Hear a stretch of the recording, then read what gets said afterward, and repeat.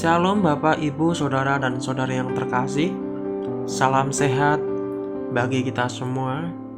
Dan puji namanya kita boleh diberi kesempatan untuk bersama-sama membaca merenungkan kebenaran firman Tuhan di pagi hari ini. Biarlah penyertaan Tuhan, perlindungan Tuhan nyata di dalam setiap kehidupan kita. Sebelum kita membaca dan merenungkannya, mari kita bersatu di dalam doa. Kami sungguh memuji kebesaran-Mu ya Allah kami. Biarlah Engkau yang berdaulat di dalam setiap kehidupan kami. Kami bersyukur bila mana Tuhan telah menjagai kami di sepanjang peristirahatan kami. Dan tiba saatnya kami akan membaca merenungkan kebenaran firman-Mu sebelum kami melakukan aktivitas kami sehari-hari. Kami perlu tuntunan kasih-Mu, kami perlu pertolongan-Mu ya Tuhan. Oleh sebab itu kami siap membaca merenungkan kebenaran firman-Mu beracara di dalam kehidupan kami. Terpuji nama-Mu di dalam satu nama Yesus Kristus, Allah yang ajaib. Kami berdoa dan mengucap syukur. Haleluya. Amin. Bapak, Ibu, dan saudara-saudari yang terkasih, renungan kita di pagi hari ini bertema terang yang menerangi setiap orang, yang terambil di dalam kitab Yohanes 1 ayat 1-9. Lembaga Alkitab Indonesia memberi judul Firman yang telah menjadi manusia. Pada mulanya adalah firman.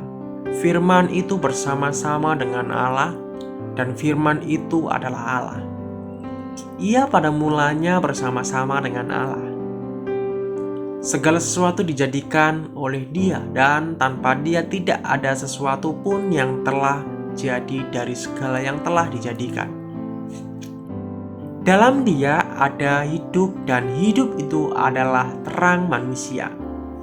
Terang itu bercahaya di dalam kegelapan, dan kegelapan itu tidak menguasainya. Datanglah seorang yang diutus Allah, namanya Yohanes. Ia datang sebagai saksi untuk memberi kesaksian tentang terang itu, supaya oleh Dia semua orang menjadi percaya. Ia bukan terang itu, tetapi Ia harus memberi kesaksian tentang terang itu. Terang yang sesungguhnya yang menerangi setiap orang sedang datang ke dalam dunia. Yohanes mengawali Injilnya dengan menyebut Yesus, firman itu, di dalam bahasa Yunani Logos. Dengan menggunakan istilah ini bagi Kristus, Yohanes memperkenalkannya sebagai sabda Allah yang pribadi dan menunjukkan bahwa pada zaman akhir ini Allah telah berbicara kepada manusia melalui anaknya. Di dalam Ibrani 1 ayat 1-3, Alkitab menyatakan Yesus Kristus sebagai berbagai ragam hikmat Allah. Di dalam 1 Korintus 1 ayat 30, dan juga di dalam Efesus 3 ayat 10-11, dan juga di dalam Kolose 2 ayat 2 sampai yang ketiga. Dan penyataan sempurna tentang sifat dan kepribadian Allah di dalam Yohanes 1 ayat 3-5 dan 14 dan ayat yang ke-18. Di dalam Kolose 2 ayat yang ke-9. Sebagaimana ucapan seorang menunjukkan hati dan pikirannya, Kristus sebagai firman itu menyatakan hati dan pikiran Allah. Yohanes memberikan kepada kita 3 ciri Yesus Kristus selaku firman itu. Yang pertama, hubungan firman dengan Bapa. Poin A, Kristus sudah ada sejak semula bersama-sama dengan Bapa sebelum dunia ini dijadikan. Di dalam Kolose 1 ayat yang ke-15. Dia sebagai oknum sudah ada sejak kekekalan, berbeda dari, namun dalam persekutuan abdi dengan Allah Bapa. Poin B, Kristus itu ilahi, firman itu adalah Allah, karena Dia bersifat dan berhakikat sama dengan Bapa. Di dalam Kolose 2 ayat yang ke-9 dan Markus 1 ayat yang ke-11. Dan yang kedua, hubungan firman dengan dunia melalui Kristus. Allah Bapa menciptakan dan sekarang menumpang dunia ini. di dalam Yohanes 1 ayat yang ketiga, di dalam Kolose 1 ayat yang ke-16, di dalam Ibrani 1 ayat yang kedua. Dan poin yang ketiga, hubungan firman dengan umat manusia. Firman itu telah menjadi manusia di dalam Yohanes 1 ayat yang ke-14. Di dalam Yesus Allah menjadi manusia, yaitu memiliki sifat manusia tetapi tanpa dosa.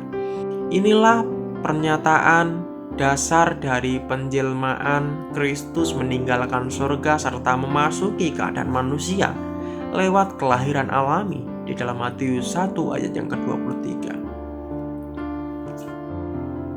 Kristus tidak diciptakan, dia adalah abdi dan senantiasa dalam persekutuan kasih dengan Bapa dan Roh Kudus di dalam Markus 1 ayat yang ke-11 mengenai Trinitas. Hidup yang benar dan sejati terdapat di dalam Kristus. Di dalam Yohanes 14 ayat yang ke-6, pasal ke-17 ayat yang ke-3. Hidupnya adalah terang bagi semua orang. Maksudnya kebenaran, sifat, dan kuasa Allah kini tersedia bagi semua orang lewat dia. Di dalam Yohanes 8 ayat yang ke-12 dan pasal 12 ayat 35 sampai 36 dan ayat yang ke-46. Terang Kristus itu bersinar di dalam dunia yang jahat dan berdosa, yang dikuasai oleh iblis. Sebagaimana besar dunia belum menerima terang ataupun hidupnya, namun kegelapan tidak menguasainya. Maksudnya mengatasinya, mengalahkannya. Kristus menerangi setiap orang yang mendengarkan Injilnya dengan memberikan sekedar kasih karunia dan pemahaman supaya mereka dapat memilih dengan bebas untuk menerima atau menolak berita tersebut. Terlepas dari terang Kristus ini, tidak ada terang lain yang dengannya kita dapat melihat kebenaran dan keselamatan. Amin. Mari kita bersatu di dalam doa. Biarlah perenungan kebenaran firman-Mu di pagi hari ini yang kami sudah baca dan kami dengar ya Bapa.